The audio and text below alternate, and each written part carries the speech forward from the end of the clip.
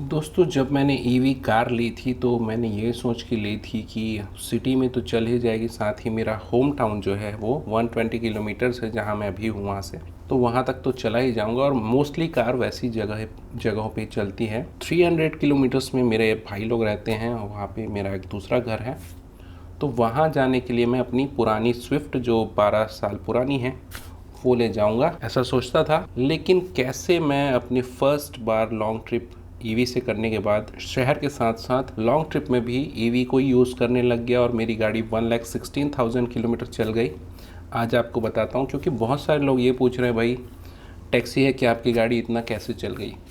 तो आपको अपनी पहले लॉन्ग ट्रिप की जर्नी बताता हूँ, फिर आपको अगले वीडियो में बताऊँगा कि 1,16,000 किलोमीटर कैसे चली है, नहीं तो वीडियो लंबा हो जाएगा। चलिए शुरू करते हैं इस वीडियो को। सो हेलो गाइस, मेरा नाम है डॉक्टर गिरीश और डॉक्टर गैजेट चैनल में आपका स्वागत है। दोस्तों, आपको मैंने जैसे पहले भी बताया है कि मैंने छत्तीसगढ़ की फ़र्स्ट ओला स्कूटर ली थी।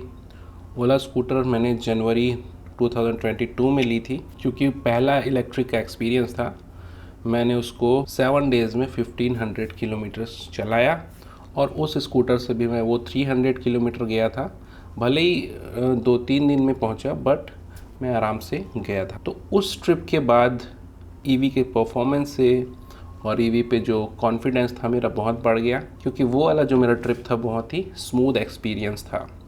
आप गाड़ी चार्ज करो चलाओ, होटल में रुको चार्ज करो चलाओ, तो बहुत ही अच्छा एक्सपीरियंस था। जबकि ओला स्कूटर का उस समय 120 किलोमीटर ही रेंज मैक्सिमम दे पाता था। तो इस एक्सपीरियंस के बाद मुझे लगा कि भाई अब 4 व्हीलर भी ईवी लेना चाहिए, क्योंकि इसमें मेंटेनेंस बहुत कम है, स्मूथ है, पिकअप है, पावर है, और 4 व्हीलर तो ज़्यादा चलेगी तो ज़्यादा अच्छा एक्सपीरियंस रहेगा, ज़्यादा परफॉर्मेंस रहेगी। मैंने डिसाइड किया बहुत सारी गाड़ियों को छोड़ के नेक्सॉन ईवी लेने का। नेक्सॉन ईवी मैंने लिया और अपनी बैकअप में स्विफ्ट को रखा कि जब मुझको 300 किलोमीटर जाना होगा तो मैं स्विफ्ट से चला जाऊंगा, और जब मेरे को होम टाउन या सिटी में जो डेली यूसेज में चलाना होगा मैं ईवी चलाऊंगा। लेकिन एक बार मैंने सोचा कि 120 किलोमीटर जब ये चल ही जाती है तो क्यों ना एक बार ईवी से जाके देखें 300 किलोमीटर्स। जब मैं 300 किलोमीटर जा रहा था तो रास्ते में एक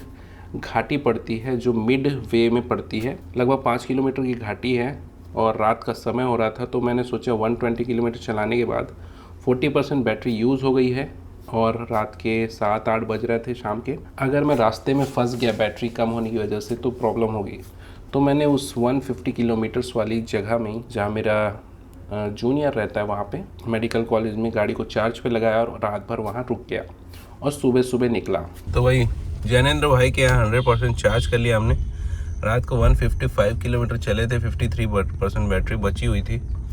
चलिए आज देखते हैं रेंज अगला क्या आता है। तो इस तरीके से मैंने पहला ट्रिप अप हिल वाली घाटी में, 5 किलोमीटर घाटी है। घाटी जो है उसमें रोड की हालत उतनी अच्छी नहीं है, एसी चालू रखा है हमने। तो भाई फाइनली पहुंच गए जगदलपुर और सिर्फ 5-6 किलोमीटर बचा है, तो ब्रेक लेके पहुंचे लेकिन पहुंच ज़रूर गए।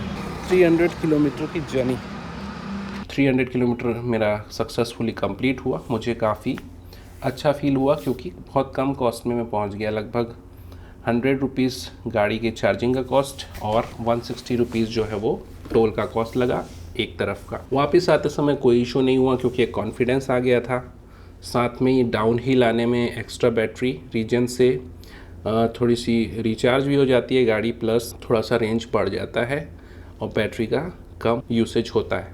साथ ही मैं एसी बिना चलाए फर्स्ट टाइम गया था और इको मोड में चलाता था और क्रूज़ कंट्रोल ज़्यादातर यूज़ किया मैंने। तो ऐसे करके मैं पहली बार 300 किलोमीटर पहुंचा और उसके बाद 1-2 दिन रह के 300 किलोमीटर वापस आया।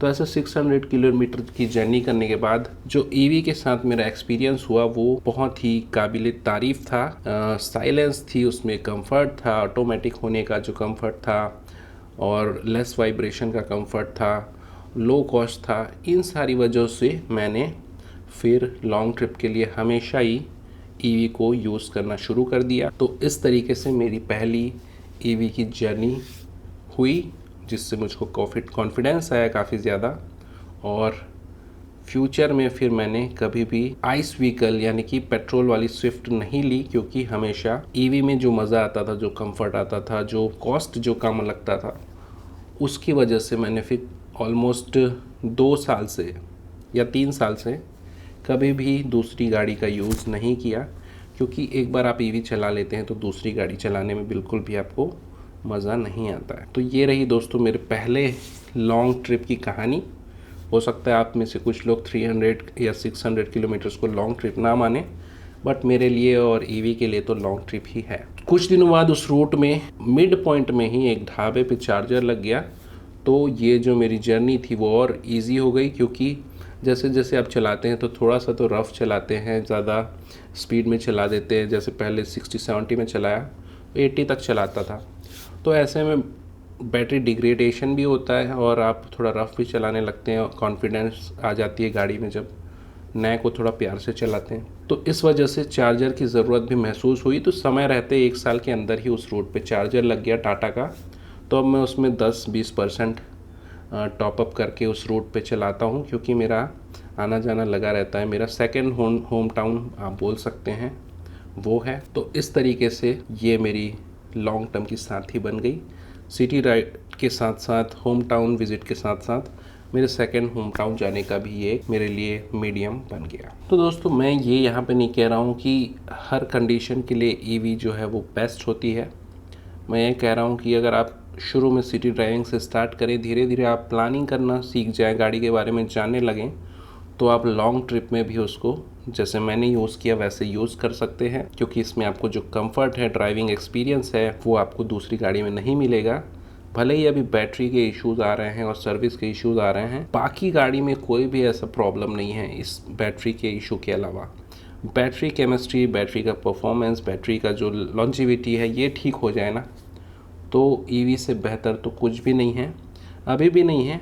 आगे अगर बैटरी अच्छी हो जाती है तो और भी ये चीज़ बेटर हो जाएगी। दोस्तों आज मेरे लिए ईवी एक गाड़ी नहीं है, कंफर्ट लाइफस्टाइल बन गई है एक्चुअल में, और वो मैं मिस कर रहा हूँ जब से मेरी गाड़ी 64-65 डेज से बैटरी रिप्लेसमेंट के लिए सर्विस सेंटर पे है। तो अभी स्विफ्ट चला रहा हूँ मैं, बिल्कुल भी मज़ा नहीं आता। मैं मिनिमम चलाने की कोशिश करता हूँ, देखते हैं जल्दी आ जाए होपफुली।